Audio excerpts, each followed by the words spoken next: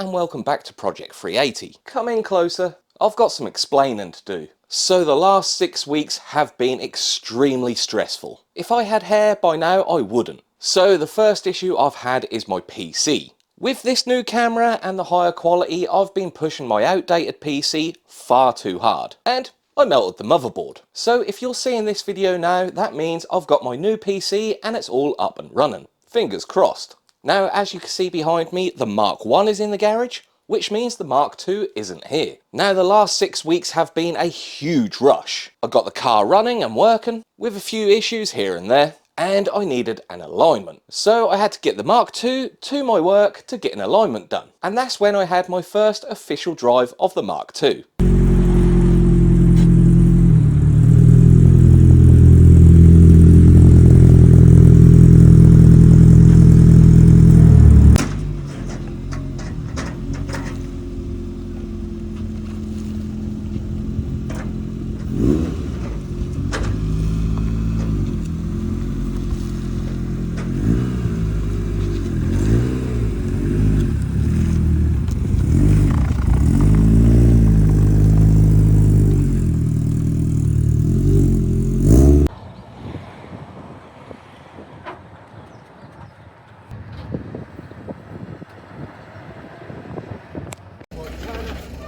Right hand down a bit. Otherwise, left hand down.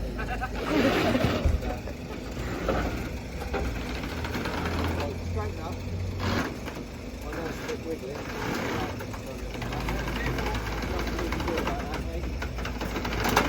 Yeah, keep coming. Straighten up.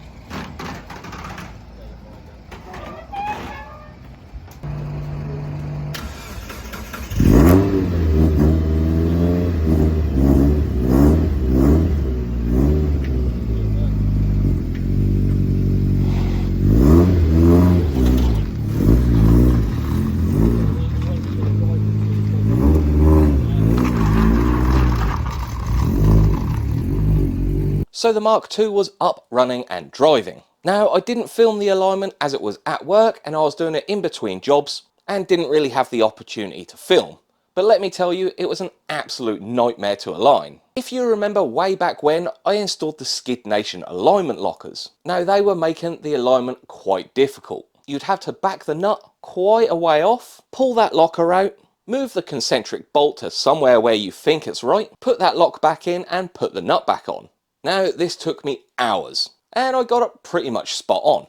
Then, after the alignment meant it was MOT time. My MOT actually got pushed back a week, which gave me and Charlie an opportunity to tidy up some loose ends. Fitting all the bucket seats, making sure the body kit fitted, making sure all the lights worked, and all the general pre-MOT checks. And then it was finally time for the MOT. First drive in 10 years, and we're going straight to the MOT station. Trip is now set to 0. Time to do some running miles after that.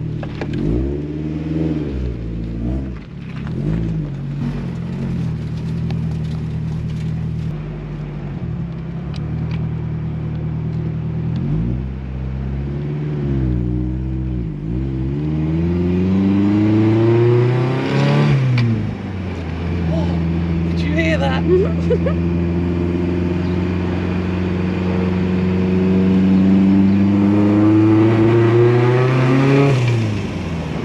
Oh, definitely misfiring. I was breaking down and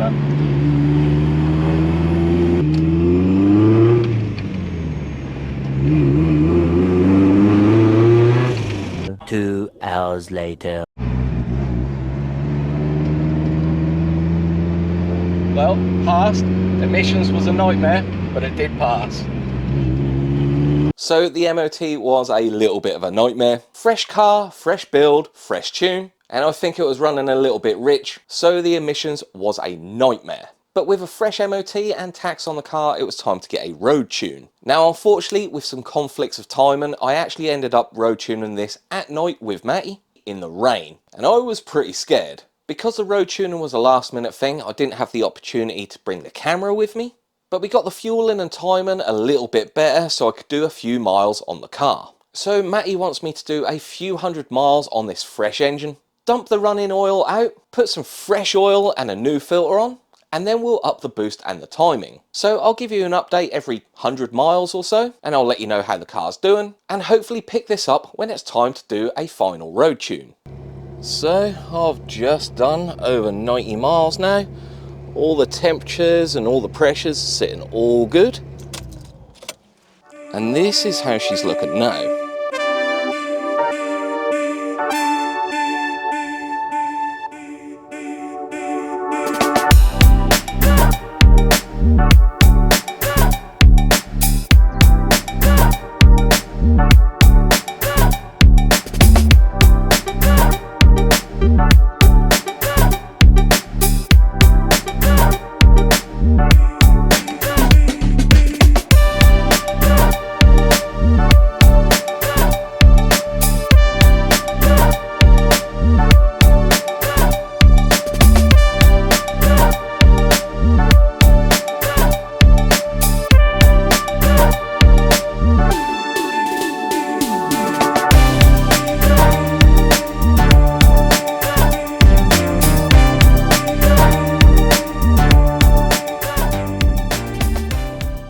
So as you can see, a few of the panels have been painted. I've ditched the front over fenders. I've managed to make this setup work with the original ones, and they're all painted. I've got some smoked side repeaters in. Both the side skirts are painted. The boot and the spoiler, that's also been painted and looking really good. The rear over fenders, which I'm still not happy about, they're still on and they've been painted, but that may change in the future. I'm just going to have to run these for now. As you can see, I've got the UL11s on the back, as the day I road tuned it, it was absolutely pouring it down with rain, and the AR1s were just not going to cut it. But even though they're an inch smaller, I think they're looking pretty good. So I've still got to get the front bumper painted, and the rear bumper painted. The carbon wrap on the bonnet, that's going to come off, that's going to be painted. I've had quite a few issues with this carbon wrap. I didn't realise until I was in the sunlight that there's actually streaks in the carbon. Not happy about that. And when it rains, the water seeps underneath the wrap and looks terrible. So when me and Charlie get time, we will be painting the bonnet and both bumpers. None of the paintwork at the minute has been flattened and polished. Because it's all new and fresh, you really want to let it cure before you do this. But still, without a polish, I think it's looking pretty good. The interior is all in and working as it should. It's already pretty messy, but it's quite a nice place to be. Now, I've definitely had a few issues with the car, but nothing major. So I've had to raise the ride height just a little bit. After a day, the suspension really settled. I was hitting on the front arches and the front bumper was hitting. But the side skirts and the rear bumper, they were totally fine. I had a little coolant leak from this top hose. That, I think, is sorted now.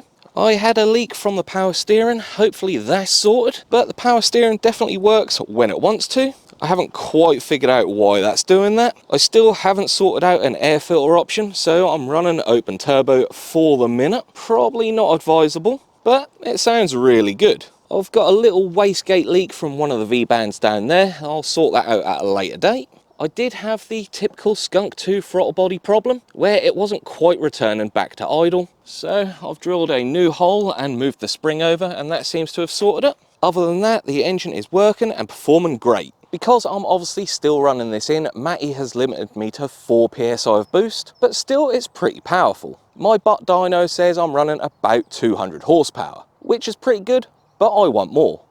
So time to do a few more 100 miles. So hopefully, all being well, I'll catch up with you in another 100 miles. And if I have any issues, I'll keep you updated. It's getting a bit dark now, but after that last clip, for some reason my indicators failed on the way home. Just a fuse, fixed that, and now somehow I've ended up in a music video. When I find out the artist and where this music video is going to be available, I'll let you know.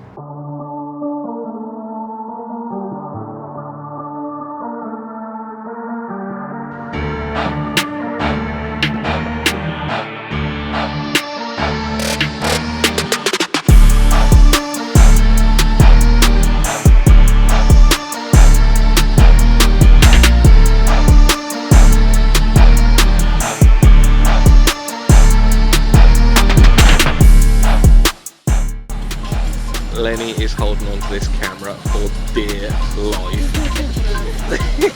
Just vibing away. Someone lit it up pink.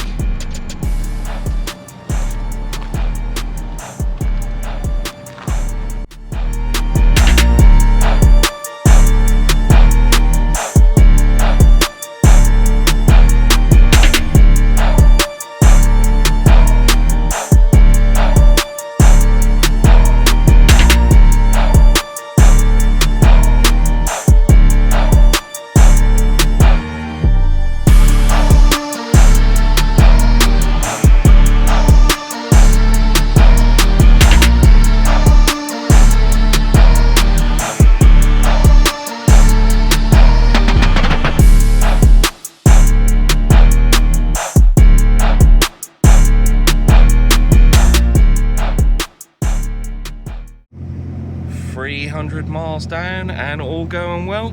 Just a couple of small leaks and some funny noises. Just a few hundred more to go. I'm probably over fueling. That is a lot of black on the floor there.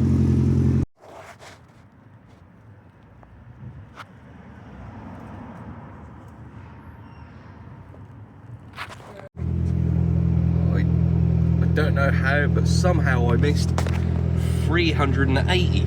We're getting there, only another 120 miles to go. I am developing a few leaks from the engine, especially the main seal at the front. So I think when I do the oil change, I'll be doing those seals as well. Now sitting at 470 miles and the leaks are getting slightly worse, so I think I'm going to call it there for the running period. So now the rocker cover is starting to leak straight onto the exhaust manifold, which is causing a horrible oil burn and smell. And the front main is getting slightly worse. So I'm going to take the rocker cover off, the timing belt off, replace the front main seal, both cam seals and the rocker cover gasket. And while I'm at it, I'm going to drain out the running oil, change the oil and the filter, and pop some new spark plugs in it. Not ideally what we wanted, but this is the whole point of a running period. You could bed in the engine and check for any faults. So I'm going to grab myself a nice cold drink, put some music on and just get stuck into it. All the timing belt and all the gears are off now. I'm really not sure whether I've got 1, 2 or 3 leaks, and I'm not quite sure where it's coming from. But as you can see right down there on the crank, that is a little bit wet. And it's a little bit wet up here on the timing plate. I'm not sure whether that's rocker cover gasket or whether it's the cam seals. So we're going to change them both anyway, and then clean it all back up and reassemble it. Well, that's all the seals and the timing belt all done. Hopefully it doesn't leak anymore. The spark plugs that came out don't seem too bad at all. I went ahead and cut the filter open. There's no chunks or debris in there, so that's all good. And I've put some nice Miller's 1040 CFS in the car after draining out that running oil. So now it's time to tidy up and go for a road tune, hopefully make some more boost. And then the very next day, I was going to meet Matty at my work as it was halfway in between our houses. I parked up at work, Matty plugged his laptop in and the ECU died. Definitely less than ideal. So after a lot of digging, this is actually a common problem with the ME221 of the version I had, where sometimes when you upload a new map to the ECU, it gets stuck in a boot cycle. So it just cycles on, off, on, off, on, off, and all the relays in the car are clicking on and off. But here's the problem. To solve the issue, you need to plug the ECU into the laptop. But if the ECU is turning on and off, there's no solid connection to the laptop. So luckily for me, Matty did find out a way how to factory reset the ECU by bridging a couple of connections in the ECU. Definitely not ideal. This has made me lose trust in the ECU, so I may upgrade it in the future. But with that minor setback, it was time to go do some road tuning. Now, I was quite on a time constraint, and we were doing this in the evenings after work. So we were lacking time and daylight. Oh, that's good, that did start. Huh? Ah, yeah, we're on.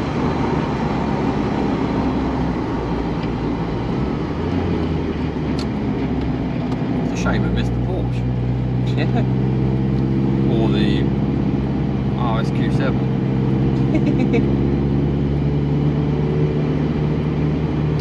Just do a little pull to start off with. I just want to see, make sure the lander's staying in closed loop. Yep, okay.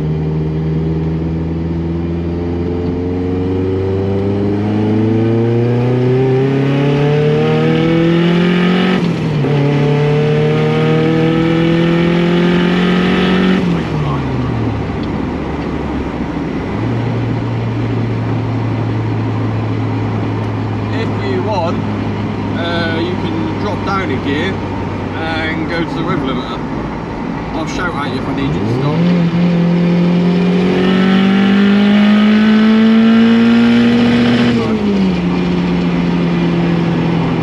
That won't very long. Yeah, and I go wide open. And just In fourth, wide open. yeah, keep going all the way to the river limiter.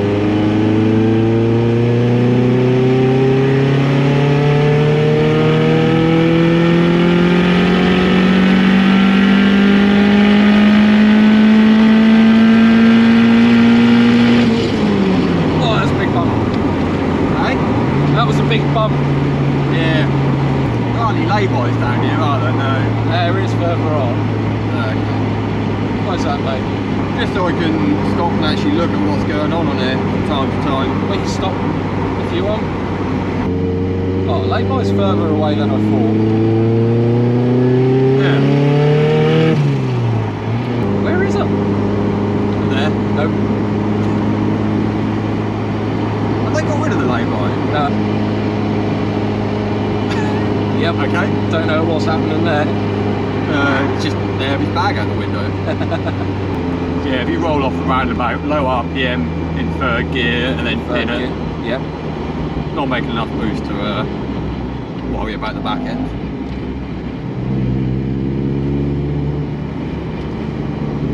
Seeing about 2,000 entering. Yeah, around there, just so we can get an idea of Floor. Yeah, floor.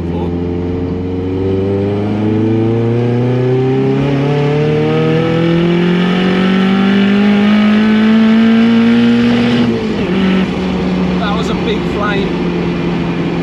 Hey? That was a big flame. I wouldn't even see it. Did you want to stop down there and have a look at the tables? Yeah, I need to put a little bit of fuel out of it. So you've just added just 10% duty to the boost, yeah? Yeah, just 10%. 10% doesn't normally do a lot, but I'm not sure on a 4-port. Normally you have to be like 20-25% before you start seeing any activity. Roll in at third, yeah? Yeah, I mean, yeah, just... Yeah, do that. See what it does. I'll tell you to let off if it's not doing anything. Ready? Just go now if you want.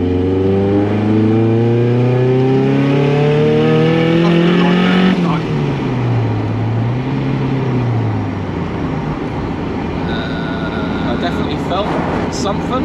Did you? Yeah. Drop it down again and go again. We'll see if that makes it. Not on the corner. Huh? Corner. Yeah, there's loads of them. There's a big bounce coming up. Oh yeah. Man, you're going to be boring to go on and drive with. When I'm more used to the car, be fine. Oh, you won't. You'll be grounding it out everywhere. Yeah, I will. Give it a little blip. No, I meant little wide open ball. We are making a bit more there. That actually was Definitely sounded like a bit more. Yeah. And go again. I'm in four. Yeah, nice. That made 0.5 on the bar then. So, what we'll do, we'll go down, get it into low RPM third gear, and then boot off the roundabout. Off? What, going that way? Huh? Going that way or this No, way? coming back again. Yeah, okay. And do a full pull to the rev limit. So, take the state. in third, yeah? Yeah, low RPM, wide open, and then we can get a full RPM sweep on Okay. full load. We've got a boost cut at 0.7 of a bar, so if it goes crazy, it'll basically turn Yeah. off. Okay, mate. Third gear, yeah? Yeah. Upset some people behind you. John, Give these cars a little bit of distance. Yeah. Ready? Yeah.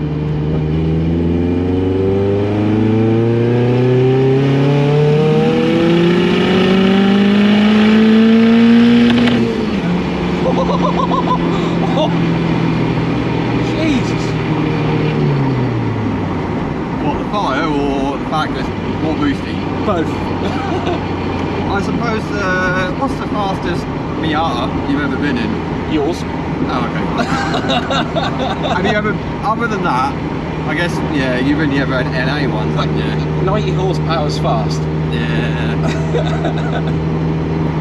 So Lambda is pretty much on target. We made 0.6 of a bar, 25% duty. pull over up here, and then we'll switch on closed loop and target 0.6 of the bar and get the juke where we need it. So what PSI was that? Or bar? One bar, 14 and a half, sort of 14.6. That was 14 bar? No, 14 PSI? That's what one bar is. Oh. 0.6 is sort of about 8 or 9, I think. So 0.6 times 0.6, 8 and a half. That was. But that weren't until you get up. That was 8.5 PSI? Yeah, that weren't until it's rise and boost slowly. So it sort of started off at 4.5, 0.6, and then you hit the red button. Now we'll try and ram it in like a sledgehammer. And we've got boosty noises as well. Chewing turbos. So while we were road tuning, we ran into a few boost control issues. We sort of managed to put a plaster on the issues just for now to get me by, and we'll address them properly in the very near future. But we did end up hitting 1.2 bar of boost, which, let me tell you, felt incredible. But we lost daylight, so there's not really any footage. I had one spare evening before my deadline, so I decided to take the other half out for a quick spin, and something wasn't quite right. 4th gear. Nice.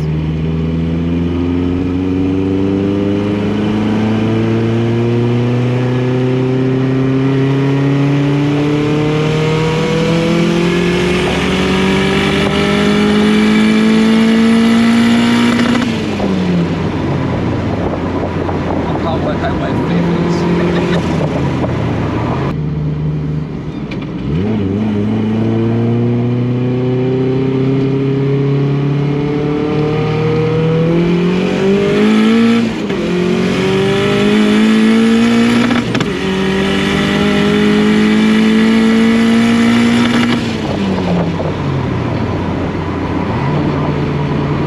Something smells like cinnamon.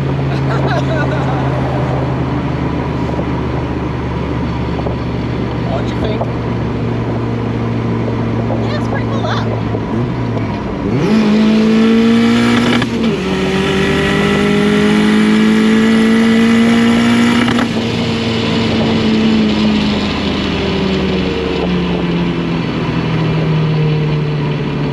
So is it going to do that all the time? Well, she thought it was great, but I knew there wasn't something quite right. It definitely wasn't hitting that 1.2 bar of boost anymore, and by the end of that run, the exhaust did sound a little bit different. So I decided to stop off at Charlie's on the way home to investigate, and I found everything on the exhaust side was a little bit loose. So I retightened the screamer pipe, the wastegate, the turbo and the turbo manifold all back down, and all seemed well. But I could still hear just a slight manifold noise. So these last 8 weeks have been really stressful. I know you're now watching this video after Silverstone, as hopefully now I've got my new PC, but for me, Fest is tomorrow. And I'm going to be on track, hopefully twice. So fingers crossed and wish me luck. As per usual, don't forget to like, comment, share and subscribe if you're new, and I'll see you at Silverstone or in the next one.